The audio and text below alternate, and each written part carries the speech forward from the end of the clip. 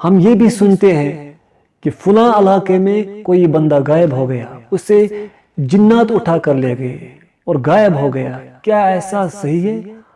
ہو سکتا ہے، جیسے کہ ارواء الغلیل کے اندر ایک روایت ہے اور امام البانی رحمۃ اللہ نے اس روایت کو صحیح کہا ہے کہ حضرت عمر فاروق رضی اللہ عنہ کے دور میں ایک شخص غائب ہو گیا۔